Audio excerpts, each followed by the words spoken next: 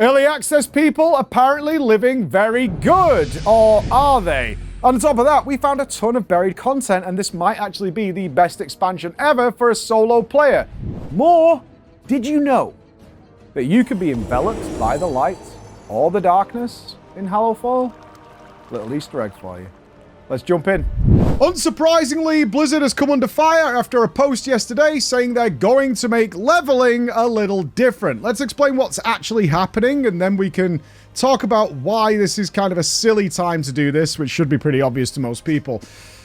They're simply having a problem with their scaling system, and it's not been good ever, their scaling system. It's algorithmic, it tries to figure things out, and it clearly gets it wrong. The most recent evidence of this, besides the War Within, was Mop Remix. If any of you played Mop Remix, you could do heroics from the start, you could do totally fine, and then as soon as you hit the level where you actually were supposed to be in Pandaria, suddenly all the content that you were just previously doing and smashing through got incredibly difficult because the scaling system kicks in, and it's a problem that Blizzard's got because their expansions are simply just not linear. They have these huge power spikes every time they get to expansions, and things get really weird because your character power massively diminishes the second you cross a certain threshold.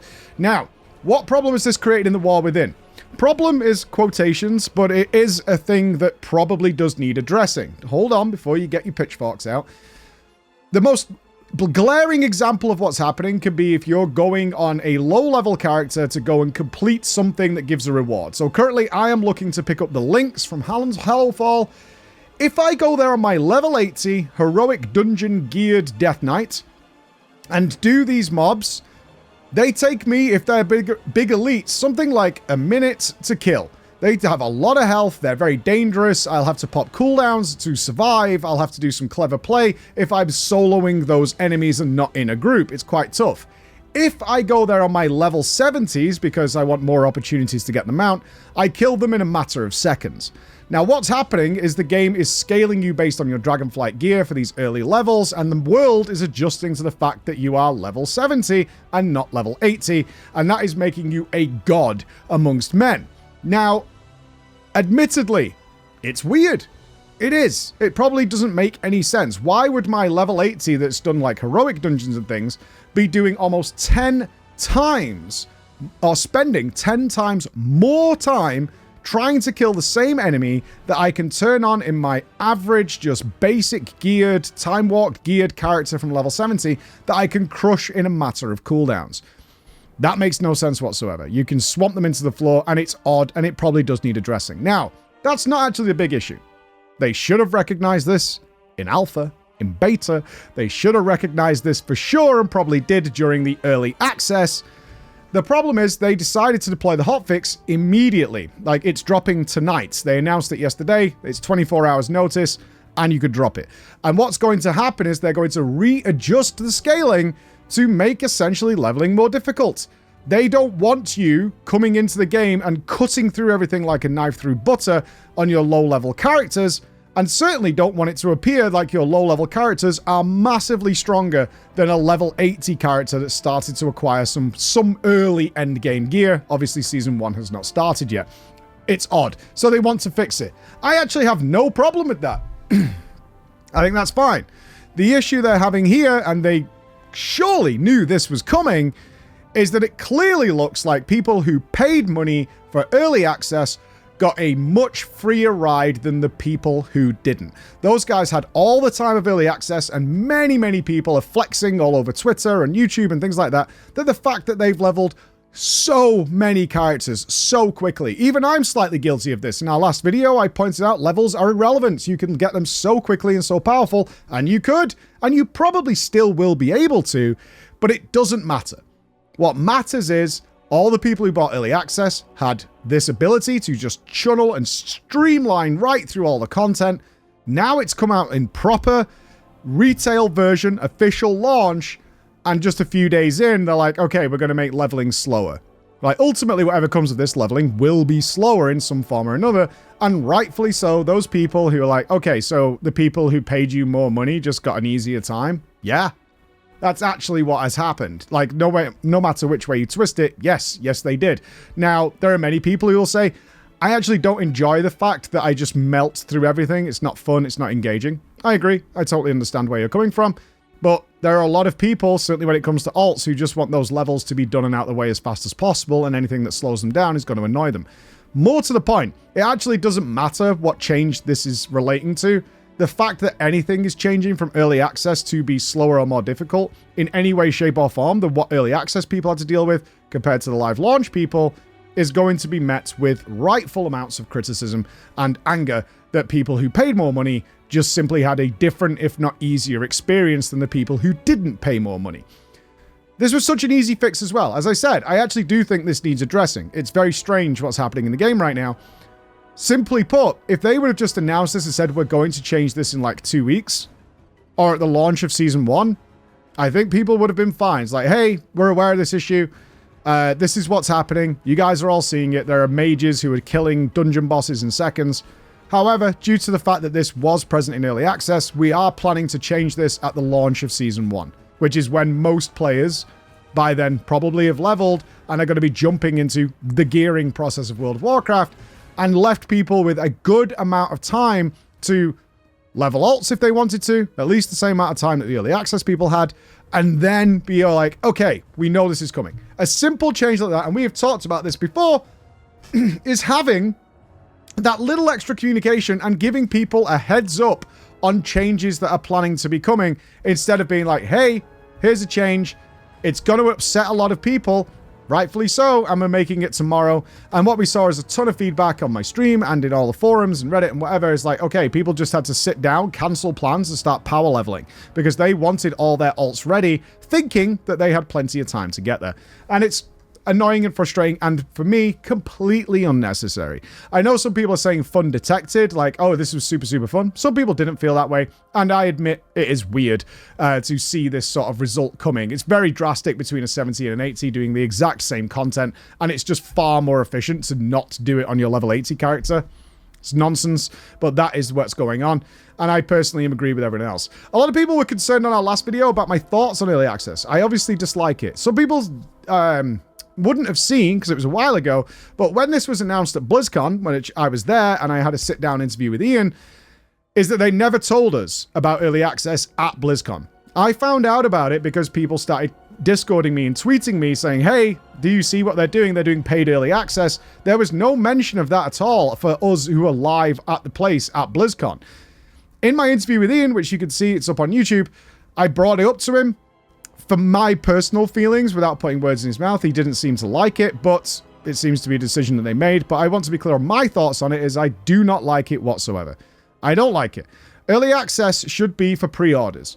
That's for the people who are definitely going to play the game anyway, the established player base. They're happy to pre-order. They like getting all the bonus rewards for a game they love, and they get early access. And then the official launch, if you want that to happen, is going to be for the people who are waiting to see if it's any good, don't really want to jump in early, see if there's any major problems, is it bugged, is it broken, or avoiding the giant server crashes that could happen on the launch of a new game, and also for the people who then buy into the marketing and hear through word of mouth of their friends that it's worth playing the war within, it's worth coming back, it's worth coming home. There is advantages to having early access in MMOs. Final Fantasy XIV does the same thing. It does spread the load. It reduces the chances that everything's going to come to a crashing halt for absolutely everybody. And we end up with like what we had with the recent PoE League launch.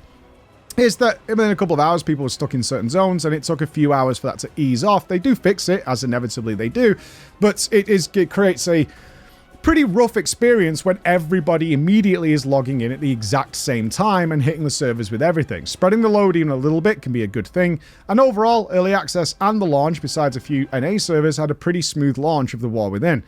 I'm okay with the idea of early access. I just don't think it should be a paid bonus at all. I don't think that is necessary. I think if you're pre-ordering because you know you're going to be playing, you want to play with your friends, and you don't want to sit there watching everybody else play, inevitably, it puts me in a tough spot as a streamer. I, of course, have refused to play certain games. Same with Diablo 4. Avoided it entirely. And this time around, I really wanted to get in. All my friends had early access, so we were going in and we were having fun doing things like that. But, yeah, unquestionably, there was a part of me that's like, maybe I should make some sort of stand. Maybe I should do this and this. But I picked my battles on this one, so you can judge away merrily. Let's go to some fun things.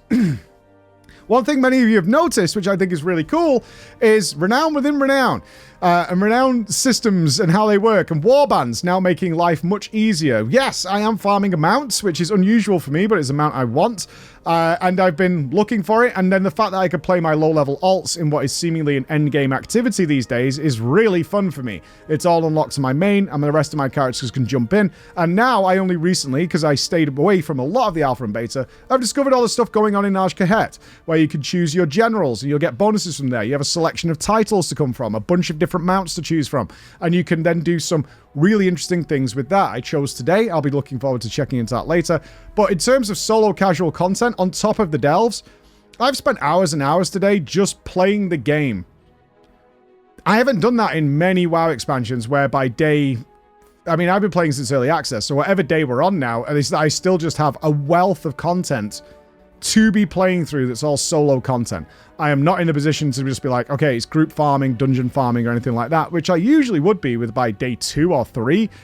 I'm over a week in and still discovering stuff and doing one zone at a time. I spent the entire first days doing the Dorangal, exploring all that, and the Isle of Dawn. Found tons of stuff there. Not a big fan of the theater thing. I think that's a miss, certainly compared to something like Soup. The gameplay is just really boring. It kind of sucks considering how much effort it seems to have been to design the theater thing, but it just doesn't pay off. It has some weird things going on. Like, if you filled the bar, why do you bother doing anything in the sort of finale where you have to toss the roses and do the bows and all that? Because nothing beneficial comes from it. Obviously, a lot of the rewards aren't in yet. But still, the actual gameplay of it, I can do without with that. I did quite like the mending the machine in the Ringing Deeps. I thought that was okay. It's a horde mode. I would like to be able to up the difficulty for maybe a slightly better reward because it is very simple. But one thing I loved about this is it taught you very basic raid mechanics. Mobs that cast, interrupting them one-shots them so you don't have to fight them instead of whacking away at a mob casting a spell. If you can interrupt or stun it, it immediately kills it. Enemies that will kill themselves, but they're going to charge to you first, and then you can move around from that. Then we have things that you have to stand in front of. Block laser beams using your body blocking. I have no doubt we're going to see all this in the upcoming raids and Mythic Plus in some form or another, and they're showing you how these systems work and what you can do with them. Absolutely tremendous stuff. Really liked it. Not very hard, but it's basic. It's teaching you. This is the stuff the Proving Grounds wanted to do, and they found a nice middle ground behind it. That is a very, very cool thing. One last thing you're probably waiting to see is Engulfed by Light. A tweet came out, let me get his name right, Mr. Swashbuckler. Swashbuckler tweeted out that something weird happened to him in Hallowfall.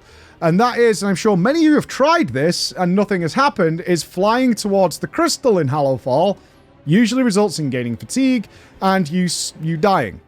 However, now I will be clear, we are not sure exactly what causes this to happen, and whether or not it's supposed to happen, but it's a little buggy, might also be the case as well. There is a way of flying towards the crystal that does not give you the fatigue, or at least the fatigue bar will appear then disappear, and instead your screen becomes enveloped with light.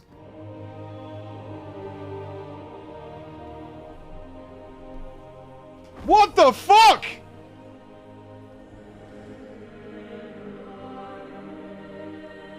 Whoa! I am the Lightbringer! Oh, that is an epic screenshot. It's totally real! And then you are teleported and given a buff. An interesting buff as to what this mysterious crystal might be that is sticking through the ceiling of Hallowfall. Interestingly enough, it also works when it's voided. And it does different things. Now, we tried many people trying to do this, and eventually people started to figure out. In fact, some people managed to get it consistently, just back to back to back. I didn't. I did get it to happen. Consistent? No. Is it based on speed, height, position? Are you staring at the crystal? Don't know. But if you're interested to see what these buffs do, and what happens in the Void World, which is a bit different, head yourselves down to Hallowfall, take to the skies, and see what's over there, because it's weird, and it certainly raises a lot of questions for what the future might be. Alright, thank you so much for listening, guys. I'll see you again. Bye-bye.